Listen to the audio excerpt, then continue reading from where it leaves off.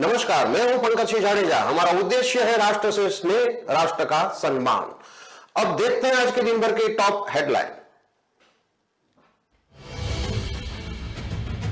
जयपुर में कार चोरी का लाइव वीडियो सामने आया। 10 मिनट में लॉक खोला, फिर स्टार्ट कर ले गए कार। लोगों को शक भी नहीं हुआ।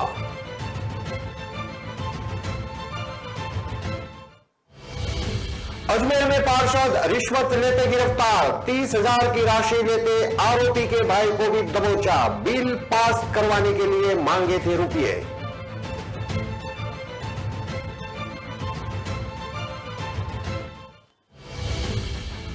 मां के साथ बेटा भी निकला पिता का हत्यारा। झगड़े से तंग आकर किया मर्डर। क्लेम के लिए रची थी साजिश।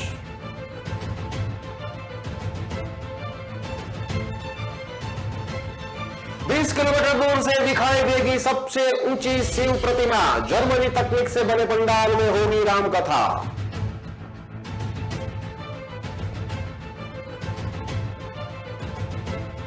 जयपुर के होटल में युवती से रेप। मिलने के बहाने ले जाकर पिलाई नशीली कोल्ड ड्रिंक। बेहोशी की हालत में किया दुष्कर्म। अब देखते हैं खबरें विस्तार से। जयपुर में बाइक सवार 3 बदमाश घर के बाहर खड़ी कार चोरी कर ले गए। मॉर्निंग वॉक पर निकले लोगों के बीच महज 10 मिनट में वारदात को अंजाम दिया। बिल्डिंग के बाहर लगे सीसीटीवी फुटेज में बदमाशों की कार चोरी की करतूत कैद हो गई है। चित्रकूट थाने में पीड़ित ने कार चोरी की रिपोर्ट दर्ज करवाई है। पुलिस फुटेज के आधार पर कार चोरों की तलाश कर रही है। पुलिस ने बताया कि डॉक्टर्स कॉलोनी चित्रकूट नगर निवासी विवेक की कार चोरी हुई है। विवेक आईटी एक्सपर्ट का काम करते हैं। 4 अक्टूबर की रात को उन्होंने अपार्टमेंट के बाहर कार खड़ी की थी। सुबह करीब 5 बजे मॉर्निंग वॉक पर निकले लोगों के बीच कार चोरी की गई। बाइक पर 3 बदमाश कार चोरी करने आए। रोड की दूसरी तरफ बाइक पर 2 बदमाश बैठे रहे। एक बदमाश कार का लॉक खोलने आया। कार का लॉक खोलने के बाद बाइक पर बैठकर तीनों वापस चले गए। महज 2 मिनट बाद चक्कर लगाकर वापस बाइक लेकर आए। पहले वाली जगह बाइक खड़ी कर 2 बदमाश बैठे रहे। तीसरा बदमाश आया, लोगों के बीच ही उसने कार को स्टार्ट कर लिया। महज 10 मिनट में कार चुरा कर ले गए। बाइक सवार दोनों साथी भी कार के पीछे पीछे रवाना हो गए। सुबह उठने पर आईटी एक्सपर्ट विवेक अपार्टमेंट के बाहर आए। कार संभालने पर गायब मिली। बिल्डिंग के बाहर लगे सीसीटीवी फुटेज को खंगाला गया। फुटेजों में बाइक सवार तीनों चोरों की करतूत कैद हो गई थी। कार चोरी की सूचना पर पुलिस मौके पर पहुंची। पुलिस सीसीटीवी फुटेज में कैद चोरों की तलाश कर रही है।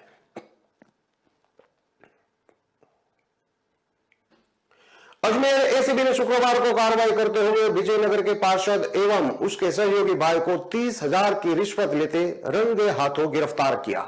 आरोपी पार्षद द्वारा ठेकेदार की फार्म द्वारा करवाए गए निर्माण कार्यों के करीब 14,48,000 रुपए के बिलों को पास करवाने की अवेज में रिश्वत मांगकर परेशान किया जा रहा था, जिसके बाद एसीबी ने पीड़ित की शिकायत पर कार्रवाई को अंजाम दिया। एसीबी द्वारा आरोपी पार्षद और उसके भाई के आवास और अन्य ठिकानों पर तलाशी की जा रही है। अजमेर एसीबी के उप महानिरीक्षक समीर कुमार सिंह ने बताया कि एसीबी अजमेर इकाई को परिवादी द्वारा शिकायत दी गई कि उसकी फर्म द्वारा करवाए गए निर्माण कार्यों के करीब 14,48,000 के बिलों को पास करवाने की एवज में विजयनगर नगर पालिका वार्ड नंबर 6 के पार्षद महेश जैन द्वारा 75,000 की राशि मांगकर परेशान किया जा रहा है। परिवादी से मिली शिकायत पर सत्यापन किया गया और टीम ने शुक्रवार को ट्रैप की कार्रवाई करते हुए देव नारायण मंदिर के पास विजयनगर निवासी आरोपी पार्षद महेश जैन, रमेश जैन सहित उसके भाई लोकेश जैन को 30,000 की रिश्वत राशि लेते हुए रंगे हाथों गिरफ्तार किया है। एसीबी ने मामले में भ्रष्टाचार निर्माण अधिनियम के अंतर्गत प्रकरण दर्ज कर अनुसंधान शुरू कर दिया है। एसीबी द्वारा आरोपी पार्षद के आवास और अन्य ठिकानों पर भी तलाशी ली जा रही है।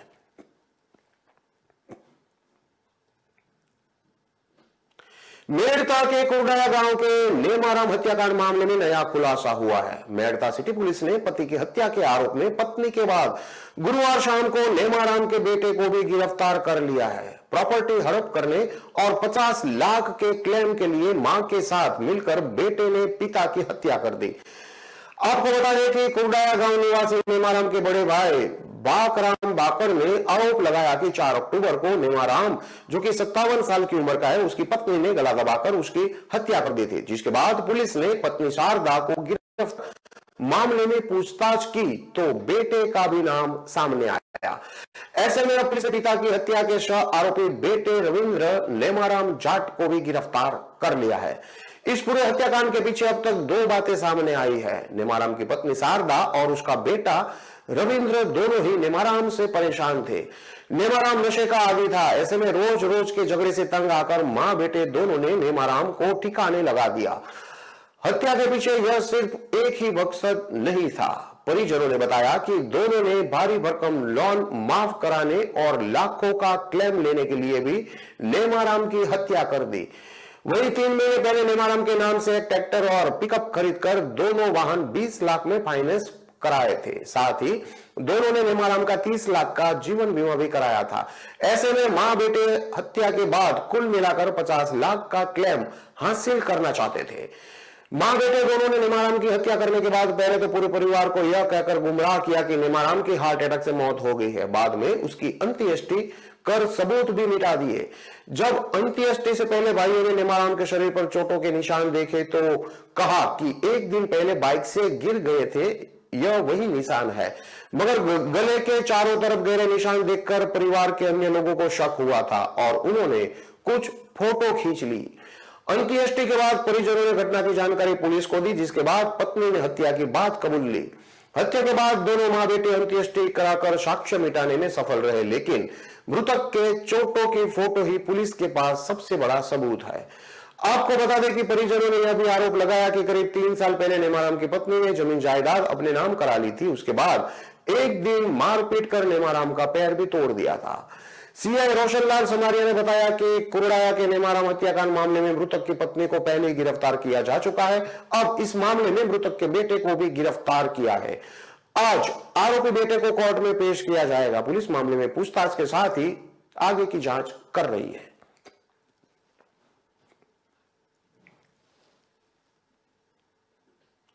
राजस्थान में सबसे ऊंची शिव प्रतिमा बनकर तैयार हो चुकी है। 369 फीट ऊंची इस प्रतिमा को लोकार्पण समारोह 29 अक्टूबर से 6 नवंबर के बीच होगा। इसको लेकर भी तैयारियां पूरी हो चुकी है। 9 दिन तक चलने वाले महोत्सव में लाखों की संख्या में भक्त पहुंचेंगे। यह प्रतिमा नाथद्वारा में तैयार हो चुकी है। शिव प्रतिमा के लोकार्पण को लेकर संत कृपा सनातन संस्थान के ट्रस्टी मदन पालीवाल ने बताया कि विश्व की सबसे ऊंची शिव प्रतिमा को विश्वास स्वरूपम के नाम से विश्व में जाना जाएगा। पहले यह प्रतिमा 351 फीट तक की थी। उसके बाद महादेव के जटा में गंगा विराजित करने के बाद शिव प्रतिमा 18 फीट ऊंची होकर 369 फीट की हो गई है, जो विश्व में अद्वितीय है। मदन पालीवाल ने बताया कि इस महोत्सव में 9 दिन तक धार्मिक, आध्यात्मिक और सांस्कृतिक आयोजन किए जाएंगे, जिसमें प्रमुख रूप से मुरारी बापू की 9 दिवसीय राम कथा इस महोत्सव को 4 चांद लगाएगी। राजस्थान के राजसमंद जिले में श्री जी नगरी नाथद्वारा के गणेश टेकरी पर बनी 369 फीट की ऊंची यह प्रतिमा 51 बीघा की पहाड़ी पर बनी है। इस प्रतिमा में भगवान शिव ध्यान एवं अल्लड़ की मुद्रा में विराजित है, जो 20 किलोमीटर दूर से ही दिखाई देते हैं। रात्रि के समय में भी यह प्रतिमा स्पष्ट रूप से दिखाई दे, इसके लिए विशेष एलईडी लाइट्स लगाई गई है। 29 अक्टूबर से 6 नवंबर तक नाथद्वार में आयोजित होने वाले इस महोत्सव में मुरारी बापू के प्रवचन के साथ ही आस्था, सांस्कृतिक, संगीत और कला का महासंगम होगा।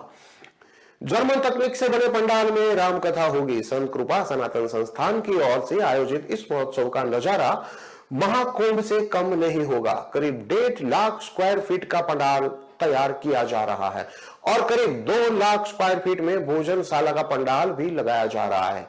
जर्मन तकनीक से यह पंडाल बनाया जा रहा है। कथा पंडाल में करीब 50,000 श्रोता के बैठने की व्यवस्था की गई है। लोकार्पण महामहोत्सव में प्रतिदिन 1 लाख लोग भोजन प्रसाद लेंगे। सर्विस काउंटर तक सामग्री पहुंचाने की अलग अलग टीम तैनात की गई है। आयोजन को लेकर नाथद्वारा, उदयपुर सहित आसपास की होटल की एडवांस बुकिंग प्रारंभ कर दी गई है। शिव प्रतिमा पर विशेष रूप से लाइट एंड साउंड के 3D प्रयोग के द्वारा शिव स्तुति का प्रसारण होगा। पर्यटकों के लिए यह बहुत ही आकर्षण केंद्र होगा।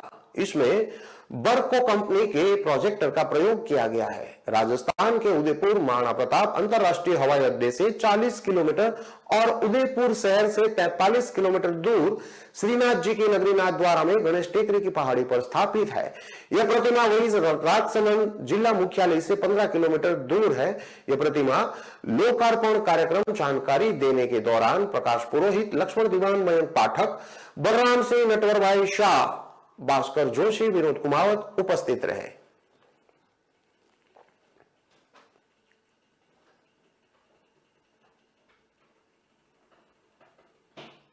जयपुर के एक होटल में परिचित के युवती से रेप का मामला सामने आया है। नशीली कोल्ड ड्रिंक पिलाकर बेहोशी की हालत में युवती से दुष्कर्म किया गया। किसी को बताने पर जान से मारने की धमकी भी दी गई। कानोदा थाने में पीड़िता ने आरोपी परिचित के खिलाफ रिपोर्ट दर्ज करवाई है। पुलिस मामले की जांच कर रही है। पुलिस ने बताया कि आगरा रोड कानोदा निवासी 28 साल की युवती ने रिपोर्ट दर्ज करवाई है। आरोपी शिवचरण गुर्जर कानोदा के जामडोली का रहने वाला है। पुराना परिचय होने के कारण उससे बातचीत और मिलना जुलना था। आरोप है कि 2 अक्टूबर की दोपहर आरोपी शिवचरण उसे मिला। बातचीत के दौरान आगरा रोड स्थित होटल में ले गया। होटल के कमरे में ले जाकर उसे बैठने को कहकर चला गया। कुछ देर बाद वापस कोल्ड ड्रिंक लेकर आया। उसे कोल्ड ड्रिंक पीने को दी। कोल्ड ड्रिंक में नशा मिला होने के कारण बेहोशी छाने लगी। बेहोशी की हालत में आरोपी शिवचरण ने उसके साथ दुष्कर्म किया। होश आने पर गलत काम करने की कहकर विरोध किया। इस पर आरोपी ने किसी को बताने पर जान से मारने की धमकी दी। डरी सहमी पीड़िता को देखकर परिजनों के दबाव डालकर पूछने पर आप बीती सुनाई। पीड़िता की शिकायत पर पुलिस ने आरोपी के खिलाफ मामला दर्ज कर लिया है। खबरों में लेते हैं अब एक छोटा सा विराम।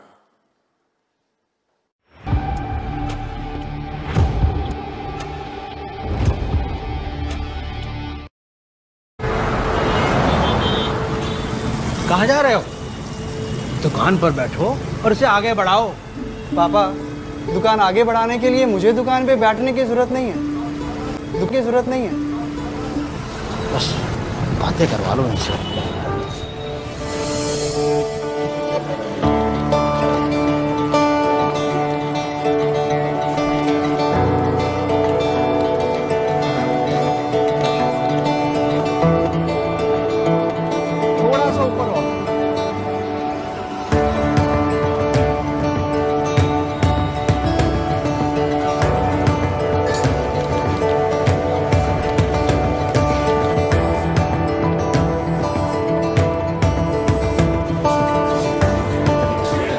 लो जी मैडम, आपके 4 किलो लड्डू।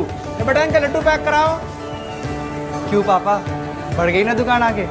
हाँ बेटा, अब तक सबकी खुशी के लिए मिठाई खिलाई है, मगर आज अपने बेटे के हुनर के लिए खुद खाऊंगा। जब खिलकर निकलता है स्किल तो सलाम करता है हर दिल। DSEU, इंडिया की पहली स्किल एंड एंटरप्रेन्योरशिप यूनिवर्सिटी, जहां ऐसे कोर्सेज में हैं डिग्रीज और डिप्लोमास जो बेटर फ्यूचर की ओर ले जाएंगे आपको।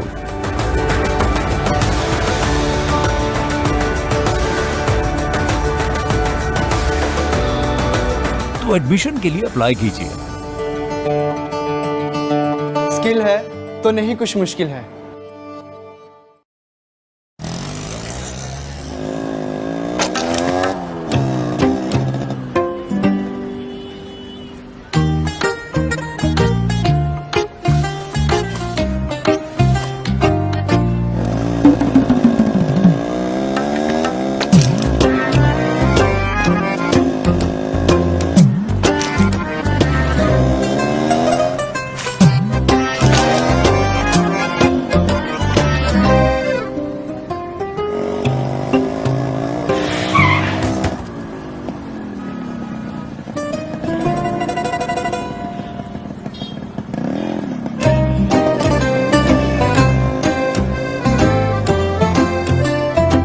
जब सोच सुंदर होगी तभी तो देश सुंदर होगा।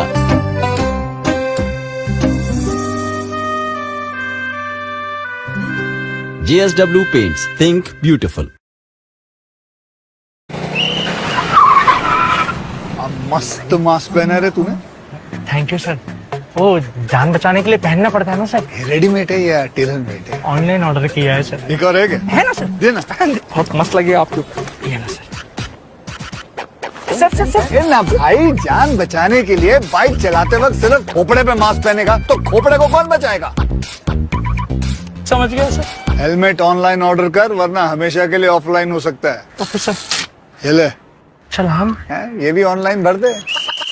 हेलमेट पहने, ट्रैफिक नियमों का पालन करे, जिंदगी के सफर को सुरक्षित रखे।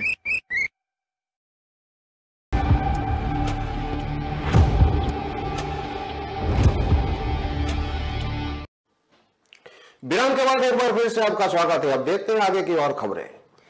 बूंदी के देख क्षेत्र के खनिका निवासी एक युवक की जयपुर में कहा सुनी के बाद बदमाशों ने हत्या कर दी। युवक वहां प्राइवेट हॉस्पिटल में लैब टेक्नीशियन का काम करता था। घटना बुधवार रात शिप्रापत थाना इलाके के जगन्नाथपुरी की है। युवक के पिता ने बदमाशों के खिलाफ शिप्रापत थाने में हत्या का मामला दर्ज करवाया है। मृतक का शुक्रवार को उसके पैतृक गांव खानिका में दाह संस्कार किया गया।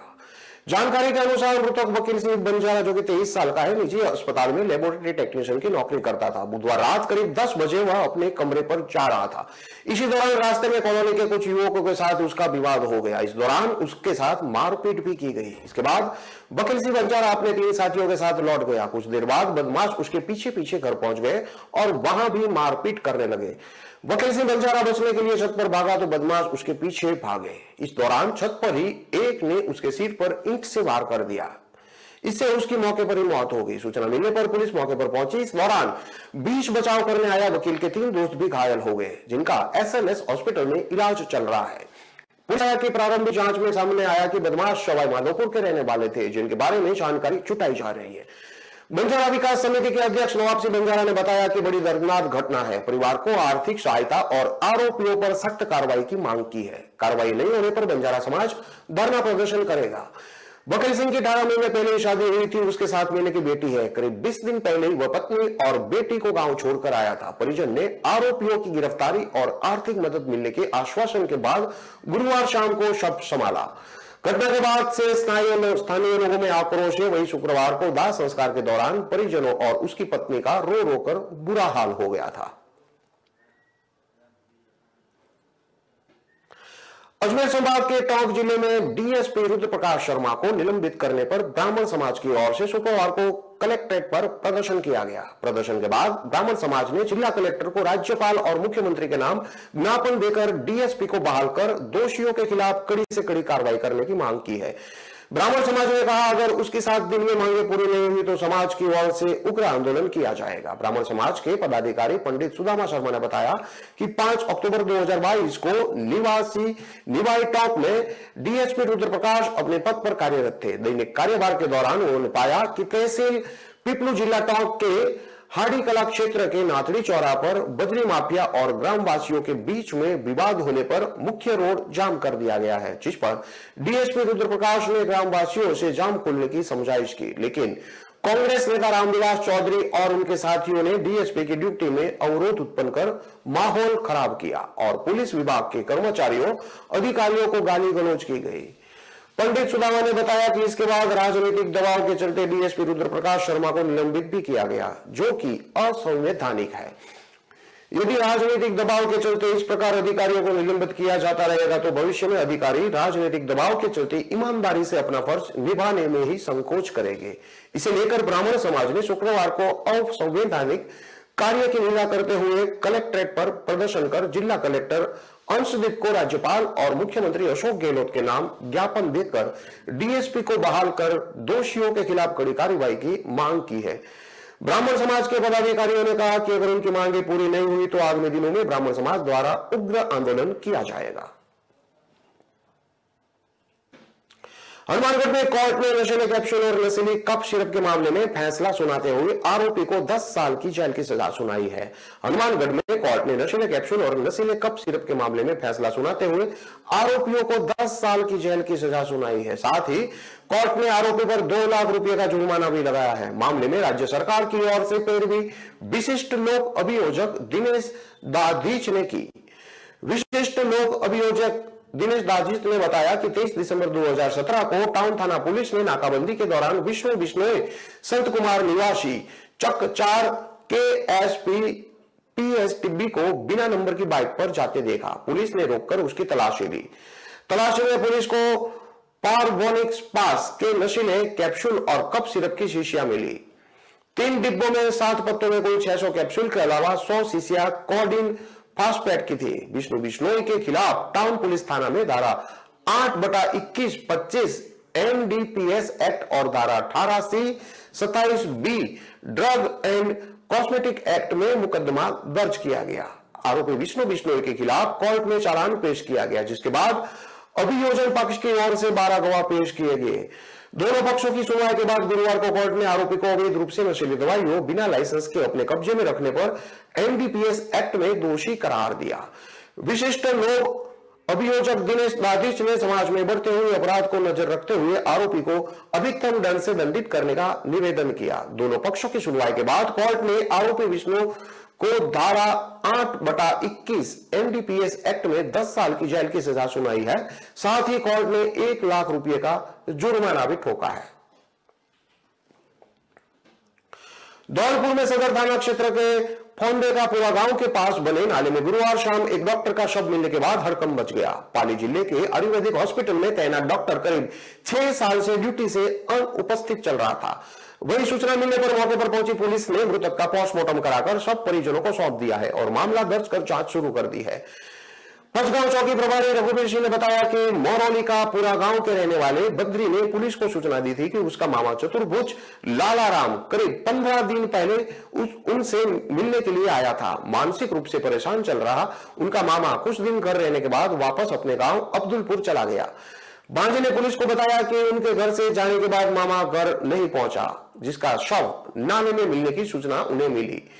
चौकी प्रभारी ने बताया कि करीब 6 साल पहले पत्नी के घर छोड़कर चले जाने से डॉक्टर ड्यूटी पर नहीं गया था, जिस वजह से वह मानसिक रूप से परेशान चल रहा था।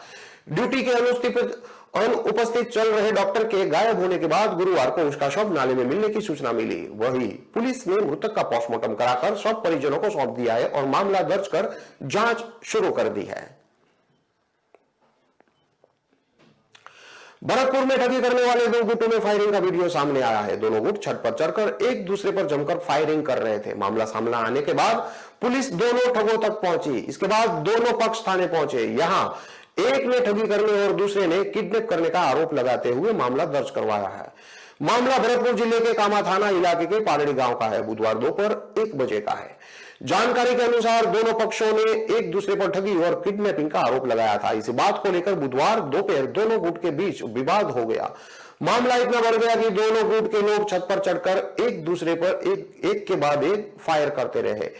इस दौरान वहां मौजूद एक युवक ने इसका वीडियो बना लिया। मामला सामने आने के बाद एक पक्ष ने बहिदा ने मामला दर्ज करवाते हुए बताया कि दोपहर 5 अक्टूबर को दोपहर करीब 1 बजे वह आने भाई शहीद के घर जा रहा था। रास्ते में हमीदा के घर के पास मिच्चू सबीर तालीम कामिल सहित करीब 10 लोग बैठे थे। उन्होंने बहिदा को घेर लिया और इनमें से एक आंसू नाम के व्यक्ति ने कहा कि OLX ठगी का काम करता हूं। वह आरोप लगा कि बहिदा के भतीजे सतम और अक्का ने पुलिस में मेरी ठगी की शिकायत की थी। इसके परिवार के लोगों ने मुझे फंसाया और मरवाने का काम किया था। इसी का बदला लेने के लिए बहिरा का किडनैप पर हब्बी के घर ले गए। वहां कमरे में बंद कर उसकी पिटाई कर डाली। वहां मौजूद समीम नाम के व्यक्ति ने कहा, अगर तुझे अपनी जान प्यारी है तो घर से 10 लाख रुपए फिरौती मंगा। जब बहिदा के परिजन उसे छुड़वाने आए तो बदमाशों ने उनसे 8,000 रुपए छीन लिए और उनके साथ मारपीट की। इसके बाद बदमाशों ने बहिदा के परिजनों पर फायरिंग भी की, जिसका वीडियो वहां मौजूद एक व्यक्ति ने अपने कैमरे में कैद कर लिया, जिसमें साफ दिखाई दे रहा है कि लोगों के हाथों में हथियार है और वह एक दूसरे के ऊपर फायरिंग करते नजर आ रहे हैं। वहीं आंसू ने पुलिस में शिकायत देते हुए बताया कि 9 सितंबर को वह मकान बनवाने के लिए 3 लाख रुपए उधार लेकर आया था। वह रास्ते में एक होटल पर रुक गया। वहां उसे सतम मिला। सतम ने आंसू से पूछा कि कहां से आ रहा है, तो आंसू ने सब कुछ सतम को बता दिया। कुछ देर बाद सतम वहां से चला गया। सतम के जाने के कुछ देर बाद आंसू भी होटल से निकल गया। आंसू को रास्ते में एक कार मिली जिसके पास 4 युवक खड़े थे। चारों युवकों ने आंसू को रोक लिया और उसे कार में पटक कर छाता और मथुरा के बीच जंगलों में ले गया। चारों बदमाशों ने आंसू से 3 लाख रुपए और उसके पास रखे 4,300 रुपए लूट लिए और घर से 5 लाख फिरौती मंगवाने को कहा, लेकिन घर वाले 2 लाख की व्यवस्था कर पाए तो किडनैपर्स ने उन्हें 2 लाख रुपए लेकर छाता की तरफ बुला लिया। पैसे लेने के बाद बदमाशों ने आंसू को छोड़ दिया। आंसू ने सतम और उसके साथियों के खिलाफ मामला दर्ज करवाया। जब आंसू ने सतम के परिजनों से घटना को लेकर उलझा दिया तो 5 अक्टूबर को आंसू के पास सतम के बड़े भाई का फोन आया और कहने लगा, तू मेरे भाई का झूठा नाम लगा रहा है, इसका तेरे से बदला लेंगे। कुछ देर बाद सतम और उसके परिजन आंसू के घर पहुंचे और उसके घर पर पथराव करते हुए फायर कर दिए। साथ ही बदमाश घर में घुस गए।